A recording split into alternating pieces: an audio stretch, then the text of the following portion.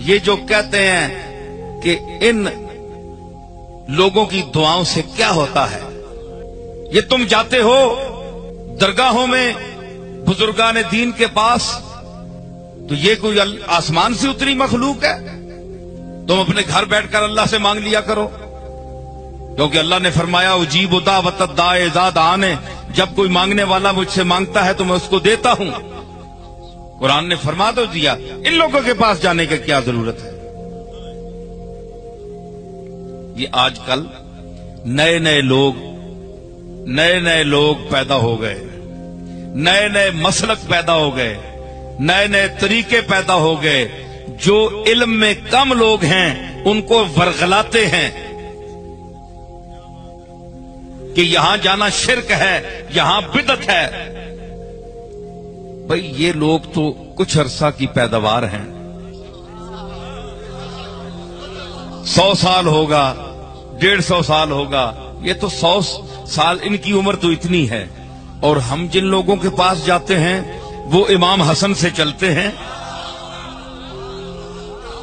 حسن بصری سے چلتے ہیں، صحابہ کرام کا دور ہے، تابعین کا دور ہے، تبع تابعین کا دور ہے، اہل بیت اعظام کا دور ہے۔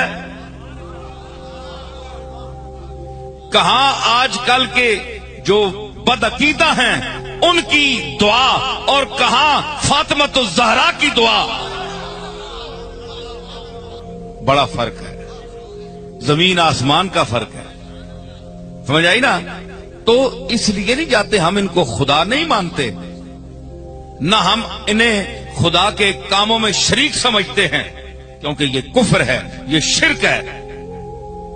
اللہ کا مقبول سمجھ کر ہم تو یہ ہے کہ ان کے جو دنیا سے چلے گئے ہیں ان کی قبور پر جا کر، قبروں پر جا کر اللہ سے مانگیں۔ مانگنا اللہ سے ہے کہ ہم نے ان کو اپنے سے اچھا سمجھا ہے، اگر تیرے کاغذوں میں یہ ٹھیک ہیں تو ہماری مغفرت فرما ان کے صدقے میں کہ ہم ان کی قبر پر آئے ہیں، اور اگر ان میں کوئی کمی رہ گئی ہے تو ہم نے یہ قرآن مجید پڑھا ہے، ہم ان کے ایصال ثواب کرتے ہیں، تو ان کو پہنچا اور ان کے خطاؤں کو معاف فرما اور ان کے درجات کو بلند فرما۔ یہ طریقہ ہے۔ فرمایا نا، حضور نے فرمایا کہ میں پہلے تمہیں قبرستانوں میں جانے سے منع کرتا تھا، لیکن اب جایا کرو قبرستانوں میں، فَإِنَّهَا تُذَكِّرُ الْمَوْتِ، اس لیے کہ قبرستان میں جانا موت کو یاد دلاتا ہے، ٹھیک ہے نا؟ تو اس لیے کچھ ایسا طبقہ ہے جن کی دعا قبول ہوتی ہے، جن کی دعا قبول ہوتی ہے، اس کے لیے پاکیزگی چاہیے، پاکیزگی عمل چاہیے۔